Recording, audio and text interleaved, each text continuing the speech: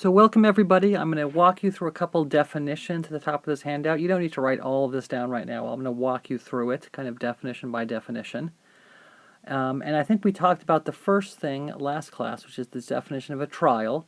And a trial just means one repetition of a simulation. So that might mean flipping a coin, or rolling a die is one trial, or shooting 10 free throws could be one trial. It could be, you're going to keep shooting free throws until you miss, and that entire process could be one trial. It's whatever you're doing in your simulation. You could, one game in which the player had 4 at-bats, that whole one game could be one trial. So a trial can actually have multiple little parts to it. We also talked about the term independent, and independent we're going to talk a lot more about throughout the course of this chapter. But for right now, it's good enough just to understand that independent means one outcome does not affect or influence the other. We talked about your hair color and whether or not you take AP US History. Right, those are independent events. It's not like blonde people take AP US History more or less than other hair color. Flipping one coin and flipping another coin, those are independent events. One coin flip does not affect the other coin flip. And we'll talk a lot more about this, much more mathematically, and it's going to come back over and over and over again. The next definition is the word random, which is an important definition that we're going to talk a lot about. People use this all the time, oh, Johnny, he's so random. But that's not what we mean. We have a very specific definition for what random means in this class. So don't use the word random in any other context but when you talk about like random numbers. And what we mean by that is that individual outcomes are uncertain. So for example, if you flip one coin, that particular outcome of that one coin flip is uncertain. You don't know whether you're going to get heads and tails, but there's a regular distribution in the long run. And this idea of in the long run is an important idea. Any one coin flip, you don't know what you're going to get. But in the long run, after millions or bajillions of coin flips, you're going to get about half heads and half tails. That's what we mean by random. Probability, therefore, we also kind of talk about like in the long run. So what do we mean that the probability of getting heads when you flip a coin is 1/2? It just means the proportion of times that an outcome would happen in a large number of trials. So if you flip a coin a bajillion times, you're going to get half a bajillion heads. That's what we mean by probability. It's the way we're going to define probability is what happens in the long run. Another important definition, by the way, keep this in mind, really we're going to talk about really things in the long run or after a large number of trials. That's going to come up later on. The idea of an event is just a pretty simple definition. It's anything that can possibly happen in any outcome, or any outcome that can possibly happen. So when you flip a coin, there are 2 possible outcomes. There are 2 possible events, and those events are heads and tails. When you roll a die, there are 6 possible events, and those 6 possible events are the numbers 1, 2, 3, 4, 5, 6. So an event is just anything that can possibly happen. The term sample space, therefore, is all possible events of some random phenomenon. So the sample space, the probability of something happening in your sample space is something that will always happen in your sample space because the sample space is all possible events. So what's the sample space for flipping a coin? Well, it's heads and tails. Right? What's the sample space for drawing a card and looking at what suit you get? Well, it could be hearts, diamonds, spades, or clubs. If you imagine, sample space can get a lot more complicated. There's a couple homework questions that'll basically say, what is the sample space? And you have to think, well, what could possibly happen? If you get your grade on a test, what's the sample space? Well, really, it's any number between 0 and 100. If there's no extra credit. If there's extra credit, it's a different question. Pick a random student, what's their GPA? Well, what's the sample space? It's any number between, let's say 0 and 4 point something. So sample space is all possible events. Okay, I think it's a pretty simple idea. Sample space, all possible events. And the next definition is just the term with or without replacement. And I'm not going to give you a formal definition of this, but basically it's the question of do you put it back or not. So imagine I draw a card from a deck of cards, and then I draw another card. Well, if I do that with replacement, that means I draw the first card and then put it back before drawing the second card. If I draw the second card without replacement, that means I draw it from the 51 cards that are left in the deck. So very often, with or without replacement, talks about drawing things from a deck, or like, picking balls out of a bag or something like that. Picking names out of a hat. If you do it with or without replacement, that means you draw the name out of the hat and then either put it back or don't put it back, whether you replace it or not. Okay, that's just some definitions here. Now I want to move on to the bottom of this page. Remember, we talked about these. The handout I gave you last time is about, it's mentioned we're going to use a bunch of different techniques to solve the problem throughout Chapter 6. And just remember that what I think is the hard part of Chapter 6 is not any one of these individual techniques, it's how to know which technique. So we talked about using simulation, and simulation is pretty easy to know when you're going to use simulation, because the question will say, use simulation. So don't use simulation unless I specifically tell you to, or the book specifically tells you to, or the College Board specifically tells you to. In the next couple minutes, we're going to focus on the numbers 2 and 3 on this list. We're going to talk about how to make a Venn diagram and how to make a tree diagram. And I want to focus right away, before we even get to the techniques, on how do you know which one to do. Usually Venn diagram questions the problem somehow involves the idea of both things happening at the same time, or some sort of overlap. And you'll see that in the questions we're going to do in a second. How do you know that a problem involves a tree diagram? Well, typically it's like a branch of a branch, or a subgroup of a subgroup. It might say, like, this many are male, this many are female, and of the males, this is true, or of the females, this is true, or 30% of the freshmen have this property. So if you end up the idea of kind of things overlapping, use a Venn diagram. If you have the idea of like a subgroup of a subgroup, or this percent of this, use a tree diagram. And now let's look at how we do those different things. So here's our first example of a Venn diagram. So let's actually spend a little bit of time kind of breaking this one down. So I'll read it for you. A fast food restaurant has many different types of products for sale. Suppose that 60% of all customers order a hamburger of some kind, 12% order a milkshake, and 5% order both. And hey, we're starting to look at this word both here. That's a huge indication. Ding, ding, ding. You're going to use a Venn diagram. So a Venn diagram, I think most of you know what it looks like. I've drawn a Venn diagram right down here. This is our Venn diagram. Okay, it's usually kind of just two circles, and notice I've labeled the circles H for hamburger and M for milkshake. And I've drawn this box around the outside because that represents our sample space, and so that's going to be an important idea. So inside this circle where my arrow is right now, this is a hamburger but not a milkshake. This part right here where my arrow is right now, this is a milkshake but not a hamburger. This right here is both hamburger and milkshake. And out here is not a hamburger and not a milkshake. So just from the question, we should be able to fill in numbers in each of those 4 regions, right? Just notice how there's 4 regions, right? 1, 2, 3, and then 4. There's 4 different regions, so we have 4 different numbers to fill in. So we usually start with the both. If 5% order both, I'm going to put a 5 right there. That's 5% order both. Okay, then notice that 12% order a milkshake, which means this whole milkshake bubble has to add up to 12%. Well, this 5 is already inside the milkshake bubble. So when I say this milkshake is 12%, this plus this has to equal 12%. So we know a 7 has to go right there. And using similar logic, we know that 60% order a hamburger, so then 55 has to go here. Okay? So then we do have one area left. We have the outside, okay? And of course the whole sample space has to add up to 100%. Something has to happen, and there's only 4 possibilities. So we have 55 plus 5 is 60, 67.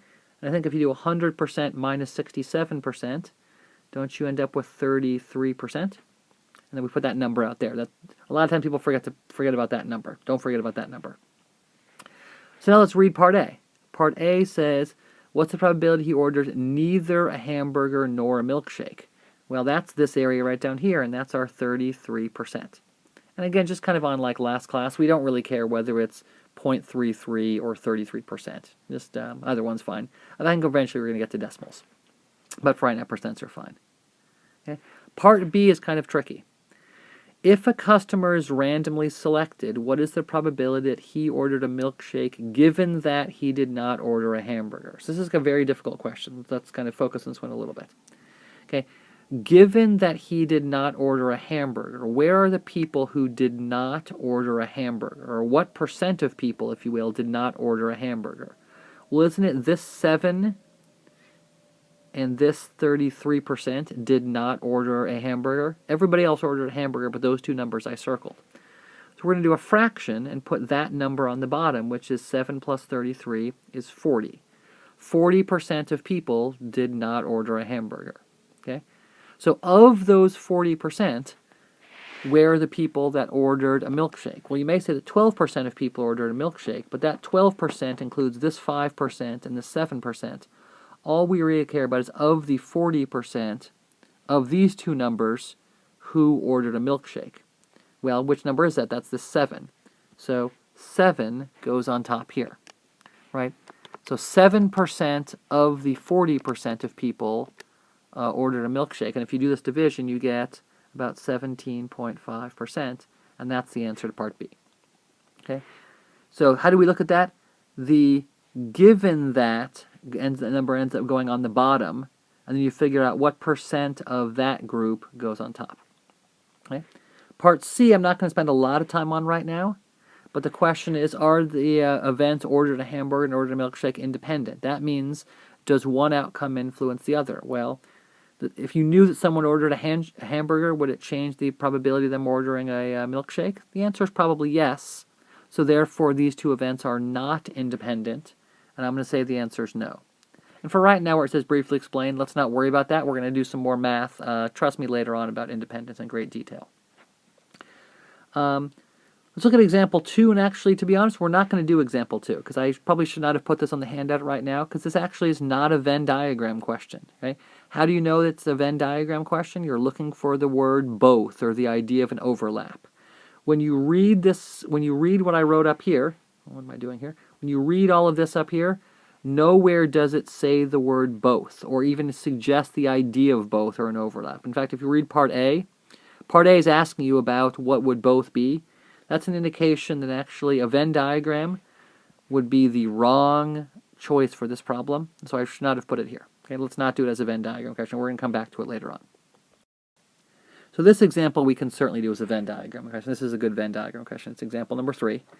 So basically it says there's this class called bioresearch, and you can get into bioresearch. You must take either a statistics course or a computer course. So I have labeled my 2 Venn diagrams. This is S for statistics. This is C for computer. Okay, and hey, look, here's the idea of both. Okay, so the both, we usually start with both, and so we're going to put a 7 in the middle. That's the idea of both. Okay, now we know the whole computer bubble has to add up to 25%. So this whole computer bubble has to add up to 25%. We already have 7 there, so this has to be 18. Okay, using similar don't draw on the screen.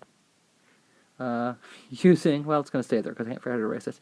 Using similar logic, 52% has to be the statistics bubble.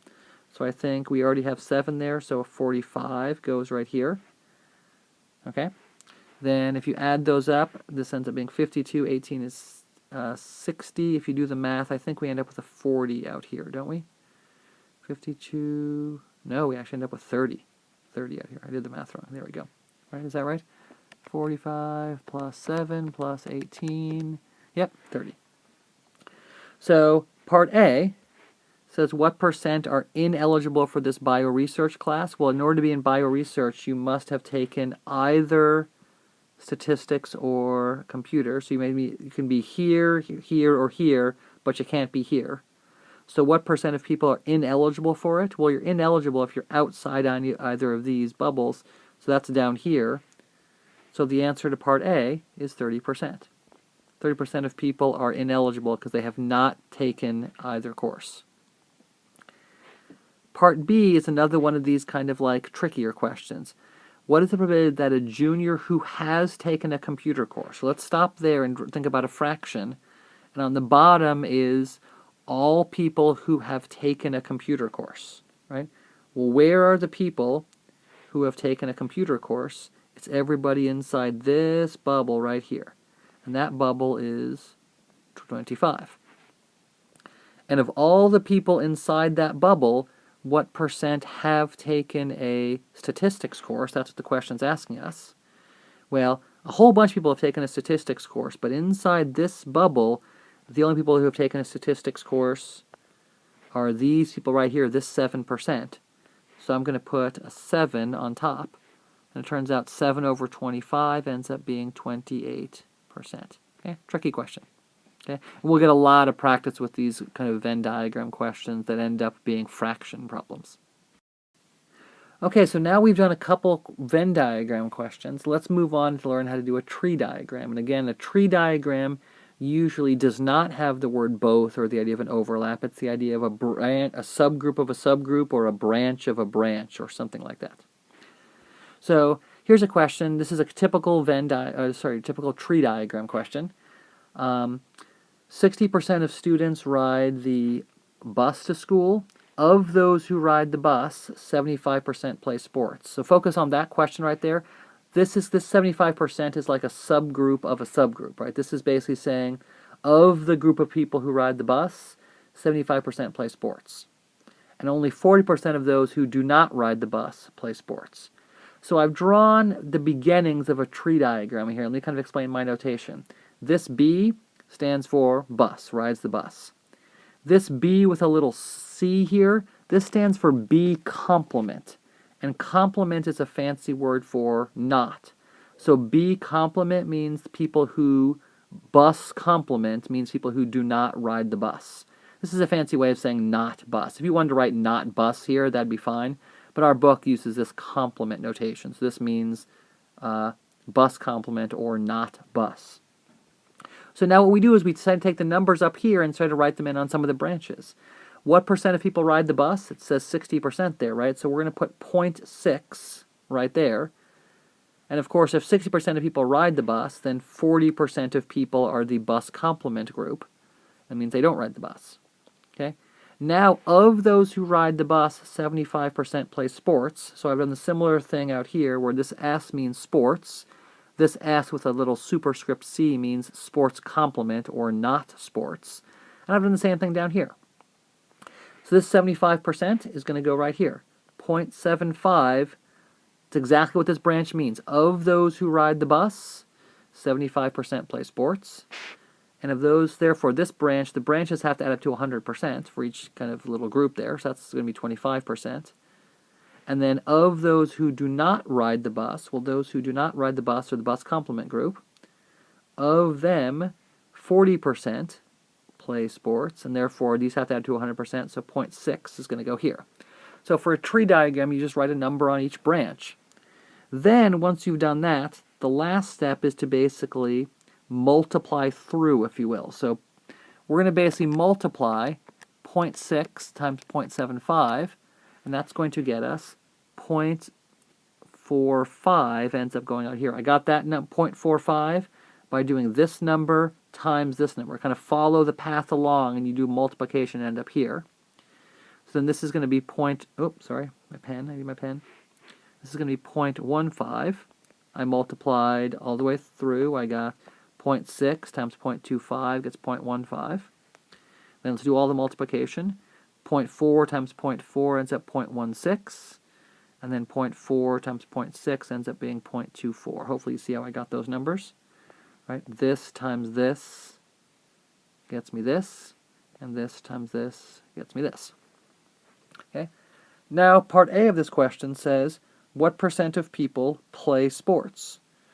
Well, now that we have that, it's actually relatively easy, because think to yourself, well, geez, where are the people in this who play sports? Okay? Well, this path plays sports. That's 45. This number right here represents people who take the bus and play sports. That's 45%. Well, don't these people play sports also? These are people who did not take the bus and played sports. So really all I do for part A is just add together this number right here, the 0.45, plus this number right here, the 0.16.